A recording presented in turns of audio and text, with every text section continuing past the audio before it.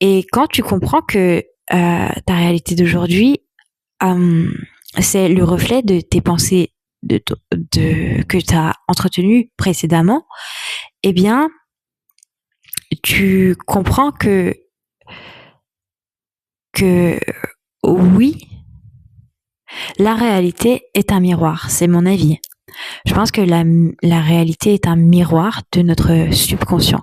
Donc, pose-toi la question de qu'est-ce que tu aimes dans ta vie aujourd'hui et qu'est-ce qui te déplaît. Est-ce que tes relations dans ta vie, est-ce qu'elles sont épanouissantes aujourd'hui? Est-ce que, est-ce que la situation que tu as créée aujourd'hui, elle te plaît encore? Est-ce qu'elle te fait toujours vibrer autant? Et quand tu acceptes de regarder la vérité à l'intérieur de toi, eh bien, tu te rends compte que parfois, tu attires des relations qui sont peu profondes, qui sont sous la surface ou des relations qui te nourrissent pas vraiment. Et quand tu crées ce genre de relations qui te nourrissent pas vraiment, c'est tout simplement une partie de toi qui ne t'autorise pas à montrer cette partie de toi là dans tes relations avec les autres aujourd'hui. C'est-à-dire que les relations, elles sont partout, tout le temps. Il y en a toujours autour de nous. Mais comment tu réagis face aux personnes avec lesquelles tu es? Est-ce que tu laisses place pour la profondeur, les relations, les, les conversations un peu plus profondes? Est-ce que, au contraire, est-ce que des fois, tu as besoin de relations un peu plus légères? Et est-ce que toi, des fois, tu t'autorises à ressentir cette légèreté et cette liberté dans les relations, de fait d'oser aussi faire tout simplement d'être léger. Tout ce que tu cherches dans les relations, c'est tout ce que tu ne te donnes pas à toi-même, tout ce que tu ne t'autorises pas à être aussi. Donc, c'est-à-dire que, en fait, on a déjà tout. C'est mon avis. C'est-à-dire que ce que tu manques cruellement, ce à quoi tu es en manque dans ton quotidien aujourd'hui, c'est tout ce que tu ne t'autorises pas à vivre quelque part. Je sais pas si ça résonne en toi ou pas. Là, c'est ce que je me suis rendu compte, c'est que, par exemple, pendant longtemps, j'étais face à des situations où les gens étaient en conflit autour de moi, sans forcément que je sois impliquée, mais bon, il y avait des conflits autour de moi. Moi, j'étais en mode observation.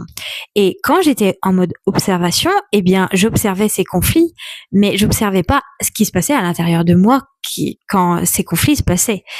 Et en fait, eh bien, quand j'ai accepté de regarder ce que ça me faisait sentir, eh bien, je me suis rendu compte que j'imprégnais toutes les tensions qu'il y avait à l'extérieur dans mon intérieur. Donc, c'est-à-dire que j'essayais de compenser cette énergie et quelque part, de stabiliser l'ambiance en ne m'exprimant pas, en n'osant pas, m'exprimer, en faisant comme si tout allait bien. Donc, quelque part, à compenser les tensions des autres, j'essayais de les compenser. Et en fait, c'était simplement du refoulement. Et quand j'ai compris que j'étais dans le fait de nier que les conflits, ça avait le don de me saouler et de me mettre en colère, vraiment, des fois, il y a certaines personnes et certaines situations conflictuelles qui venaient réveiller en fait en moi de la colère, parce que j'essayais de travailler sur moi et en même temps, eh bien, j'étais face à des gens qui venaient se confier sur tous leurs problèmes, etc. Et je me disais, mais bordel, mais comment ça se fait? Comment ça se fait que j'attire ce genre de personnes alors que j'ai envie d'être zen, je suis zen dans mon quotidien, et là, bim, il y a cet événement où les gens viennent se confier à moi et me faire, en fait, j'ai accepté de regarder le problème à l'envers, et je me suis dit, mais en fait, c'est extraordinaire, parce que la colère que l'autre est en train d'exprimer, non pas envers moi, mais dans sa vie, eh bien, c'est le reflet de la colère que j'ai à l'intérieur de moi. C'est la colère que je ne m'autorise pas à exprimer. Je sais pas si c'est clair. Donc, quand quelque chose t'énerve à l'extérieur, il y a un message derrière. C'est que quelque part, il y a une partie de toi qui ne t'autorise pas à t'exprimer. Et c'est là où j'ai pu comprendre que vraiment l'expression, c'est la clé. Quand tu oses exprimer ta vérité, eh bien, c'est là que tu te respectes, c'est là que tu oses dire non au lieu de dire tout le temps oui à tout. Eh bien, c'est là où tu poses des limites, c'est là où tu commences à dire non. Quand tu as envie de dire non, quand tu commences à exprimer ta vérité, eh bien, tu laisses la chance aux autres de découvrir qui tu es. Et oui, c'est un risque. Oui, tu prends le risque de déplaire. Oui, tu prends le risque d'être rejeté, entre guillemets. Et oui, ça te fait peur. Mais cette peur-là, en fait, t'as peur parce que c'est l'inconnu, parce que tu as associé cet inconnu à une blessure dans ton enfance. Mais quand tu es à l'aise avec, par exemple, le fait d'être aussi rejeté par quelqu'un, de déplaire à quelqu'un, eh bien, en fait, c'est quand tu acceptes que oui, ça peut arriver. Oui. Eh bien, tu n'as plus peur, bizarrement. Et c'est extrêmement libérateur. Donc, dès que tu oses t'exprimer, dès que tu oses dire ta vérité, eh bien, c'est faire un pas vers toi et te choisir. C'est-à-dire que au lieu de t'abandonner et dire oui à tout, même quand t'as envie de dire non, d'oser dire stop à quelqu'un. D'oser dire stop, là tu dépasses mes limites. Eh bien, ça, c'est puissant. C'est puissant. Parce que tu ne t'abandonnes plus. Et c'est te choisir. Et ça, eh bien, c'est vraiment faire un pas vers toi. C'est-à-dire que tu te choisis. Et c'est inconfortable au début parce que c'est un peu, voilà, t'es tellement habitué à réagir d'une autre façon en disant oui à tout que quand tu commences à dire non, quand tu commences à dire ce que tu penses, eh bien oui, c'est inconfortable, oui, tu vois des regards changer, oui, tu vois des changements dans ton environnement et en même temps, eh bien c'est extrêmement puissant. C'est-à-dire que t'as plus peur et tu te choisis. En fait, tu t'aimes comme tu es parce que tu acceptes toutes les versions de toi. Tu cherches pas à être quelqu'un. Tu cherches pas à adopter l'identité de la personne sympa. Tu cherches pas à jouer un rôle. T'es tout simplement plus présent, en fait. Et la présence, quand t'es plus présent avec toi, eh bien, ça, c'est transformateur. Parce que c'est dans ton énergie à toi. Quand t'es présent, eh bien, ça impose le respect, par nature. Qu'une personne soit d'accord ou non avec toi, eh bien, ça, c'est extrêmement puissant. C'est pas une forme de manipulation d'énergie pour essayer de contrôler l'autre. Non, c'est simplement laisser aux autres la liberté de réagir comme ils veulent. Et en fait, de s'en foutre complètement de leur réaction.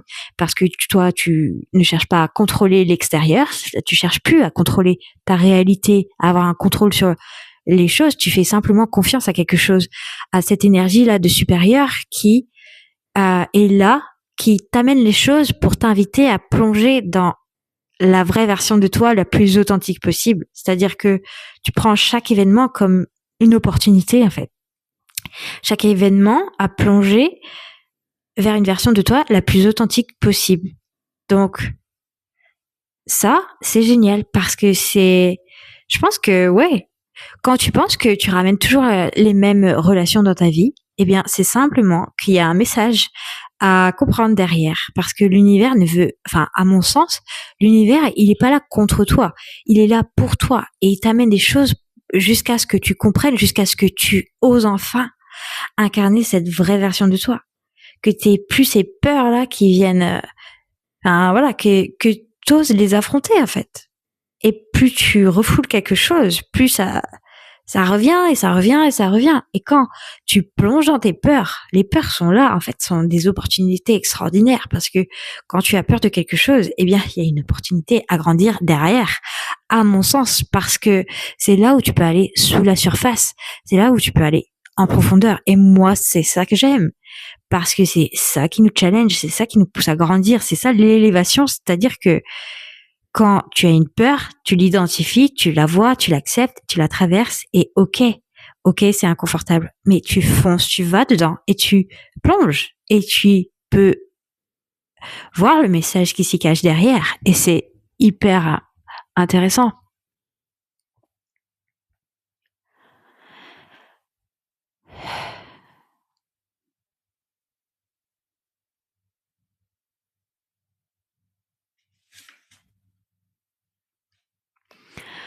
Parce que peut-être que si tu n'oses pas parler et t'exprimer aujourd'hui, c'est peut-être que pour toi, le fait de t'exprimer, ça vient lever une insécurité que tu as eue dans l'enfance, tu as associé, tu as fait une histoire, une projection dans ta tête et tu as adopté la croyance que si tu t'exprimes, eh bien, tu vas être rejeté, tu vas être laissé de côté. Et or, eh bien, t'as peut-être associé l'idée que le fait de t'exprimer, c'était trop, c'était pas bien, qu'il fallait être petit, se faire silencieux, qu'il fallait rentrer dans les cases, et que c'était digne de sécurité, mais sauf que cette sécurité que tu penses être sécure aujourd'hui est en fait une prison. Et quand tu vas vers ton insécurité, tu te rends compte qu'en fait t'es en sécurité même avec tes insécurités. Je sais pas si c'est... Voilà, mais c'est tout simplement pour dire que derrière les insécurités et ce qui te fait peur tout simplement, eh bien se cache effectivement de l'inconnu, de l'incertitude, de l'imprévisibilité, c'est sûr. Mais derrière cette imprévisibilité, eh bien, c'est là où il y a de la magie, à mon sens, parce que plonger dans l'inconnu, eh bien, faire ce pas en avant,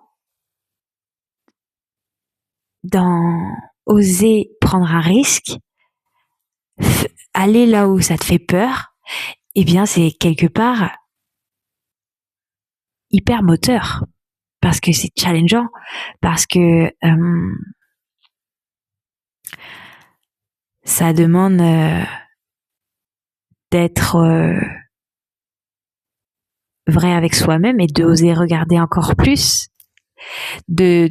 Ça demande une vraie observation de soi, une conscience de soi. Et la conscience de soi, à mon avis, c'est la clé de beaucoup de choses. Quand tu es conscient de quelque chose, eh bien, t'accèdes à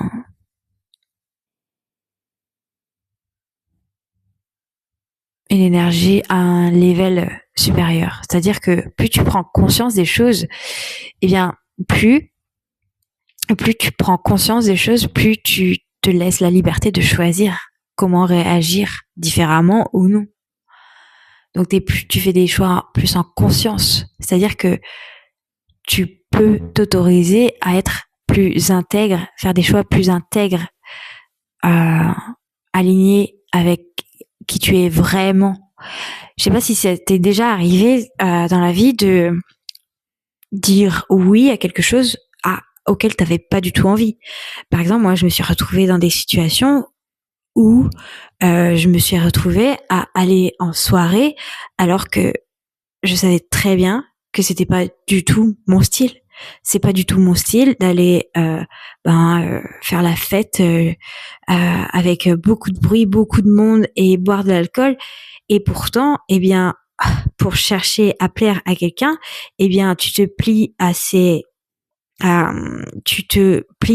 rôle-là que tu t'imagines et tu ouais, tu adoptes un comportement pour plaire à l'autre, en recherche de validation de l'autre. Et quand tu fais ça, eh bien, tu te respectes pas. Tu te respectes pas parce que c'est pas aligné avec qui tu es. Si c'est pas toi, si ça te ressemble pas, si ça te nourrit pas, si tu sais très bien que ça te nourrit pas, mais que tu le fais pour simplement chercher à plaire et avoir l'attention de quelqu'un, eh bien, c'est pas de l'intégrité, ça. C'est simplement le fait de s'éloigner de soi. Et quand tu fais ça, tu te choisis